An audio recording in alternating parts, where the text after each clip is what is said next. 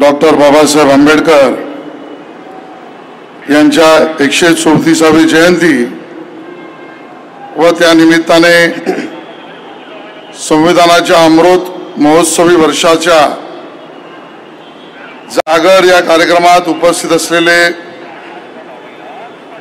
या मंचावर आमच्या मुख्य सचिव सुजाता सोनिक मॅडम, या ठिकाणी उपस्थित असलेले आमच्या विभागाचे सचिव आणि मुख्यमंत्री कार्यालयातील जबाबदारी सुद्धा लीलया पेलणारे आमचे वरिष्ठ अधिकारी विकास खारगेजी, या ठिकाणी उपस्थित असलेले बोरवली मतदारसंघातील आमदार संजय उपाध्यायजी, ज्यांनी या कार्यक्रमाच्या आयोजनामध्ये खूप मोठा वाटा उचलला आणि हा कार्यक्रम मुंबईतल्या गल्लोगल्ली नेण्याचा यशस्वी प्रयत्न केला, असे माजी मंत्री, माजी आमदार सन्माननीय भाई गिरकरजी, याच मतदारसंघातील ज्यांनी यशस्वी प्रतिनिधित्व केलं आणि मंत्रिपदावर सुद्धा महाराष्ट्रातील जनतेची प्रामाणिकतेने सेवा केली, असे माजी आमदार, माजी मंत्री राज पुरोहितजी, या कार्यक्रमाच्या नियोजनात ज्यांचा अतिशय मोलाचा वाटा आहे, असे आमचे विभीषण चौरेजी, उपस्थित सर्व बंधू भगिनी आणि मातांनो, खऱ्या अर्थाने आंतरराष्ट्रीय दर्जाचं नामांकन हेरिटेज म्हणून ज्याला मिळालंय, या गेटवे ऑफ इंडियाच्या प्रांगणामध्ये मागे आपल्या मंचाच्या फेसाळणाऱ्या समुद्र लाटांचा अरबी सागर मला दिसतोय आणि त्याचबरोबर या मंचाच्या समोर ताठ मानेने माणसाला जगवण्याची भूमिका घेणारा भीम सागर सुद्धा मला समोर त्या ठिकाणी दिसतोय. मित्रांनो, यावेळेला आम्ही विभागातर्फे ठरवलंच होतं, आमच्या बाबासाहेबांची जयंती आणि जो कार्यक्रम पूर्ण देशभर, महाराष्ट्रात घरोघरी संविधान या माध्यमातून आपण करतो, तो म्हणजे संविधानाची 75 वर्ष पूर्ण होताना जागर संविधानाचा हा कार्यक्रम अन्य कुठे नाही तर ज्या ठिकाणी आंतरराष्ट्रीय स्वरूपाचे कार्यक्रम होतात त्या गेटवे ऑफ इंडियालाच आपण करायचा, ही भूमिका आम्ही त्या ठिकाणी घेतली. एका उत्कृष्ट कार्यक्रमाचं नियोजन केलं. सुबोध भावेजी ते आहेत, मराठी सिनेमा नाट्य सृष्टीतलं एक अग्रणी नाव.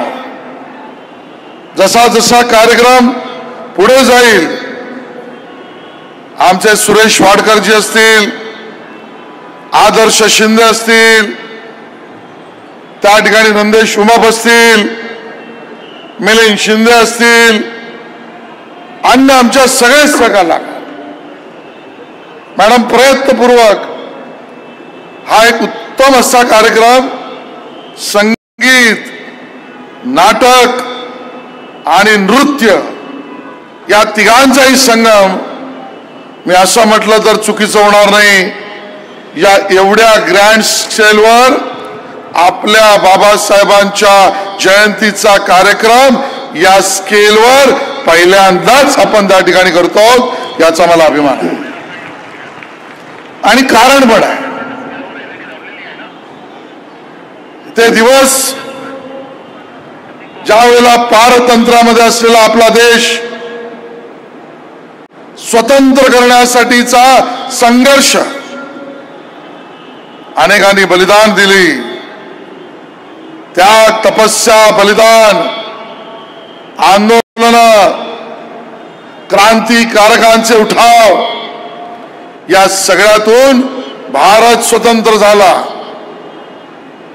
योगदान सगळ्यांचं, त्या सगळ्यांना अभिवादनच आहे. मला उल्लेख करायचा आहे मुद्दा म्हणून, भारत स्वतंत्र होत असताना जगभरामध्ये काय चर्चा चालू होती, तर त्यामध्ये अतिशय महत्वाच्या, या ताईंना पुढे घेऊन या, या ताई या पुढे या. त्यामधली एक महत्वाची चर्चा, जगभरातील देश जे स्वतःला प्रगत समजतात, प्रगत आहेत, जगभरातले विचारवंत आणि विशेषतः इंग्लंडमध्ये राहणारी लोक त्या ठिकाणी सतत म्हणत होती, अरे या देशाला स्वातंत्र्य तर मिळालंय, पण हा देश टिकणार नाही. या देशाची लोकसंख्या इतकी मोठी आहे, हा देश एका दिशेने चालूच शकणार नाही. या देशात इतकी राज्य आहेत, याला एक सूत्रतः बांधूच शकत नाहीत. या देशामध्ये इतक्या भाषा, बोलीभाषा आहेत. समविचारी देश चालण्यामध्ये त्याचे प्रयत्न निर्फळ होतील. विचारवंतांचे, जगभरातले विचार, भारत जणू काही देश टिकूच शकणार नाही, या पद्धतीचे होते. जगभरातील देशांना आणि विचारवंतांना हे माहिती नव्हतं की भारत नावाच्या भूमीच्या मातीतच ही एक शक्ती आहे, आणि त्या बिचाऱ्यांना याची कल्पनाच नव्हती. अरे बाबांनो, आमच्याकडे परमपूज्य भारतरत्न डॉक्टर बाबासाहेब आंबेडकर आहेत. ज्या बाबासाहेबांनी धुरा हातात घेतली, 2 वर्षाच्या जास्त काळ विविध विचारांची विचारवंत मंडळी, जगभरातल्या संविधानाचा संपूर्ण अभ्यास, आणि खारगेजी मुद्दामून मी उल्लेख करेन, बाबासाहेबांच्या जीवनाचा प्रवास, त्यांच्या बाल्यावस्थेपासून विद्यार्थी आंतरराष्ट्रीय स्तरावर जाऊन विचारवंतांपर्यंत, या प्रवासामध्ये बाबासाहेबांना करावा लागला तो कायम संघर्ष होता. प्रतिकूल परिस्थिती होती, अनुकूल वातावरण नव्हतं. एका अर्थाने अपमान, हीन दर्जाची वागणूक, नाकारलेपणा सातत्याने, समाजाचा मागासलेपणा, या सगळ्याच्या उपस्थितीवर मात घेण्यात बाबासाहेबांनी आपलं पूर्ण आयुष्य त्या ठिकाणी संपूर्णपणे अर्पण केलं.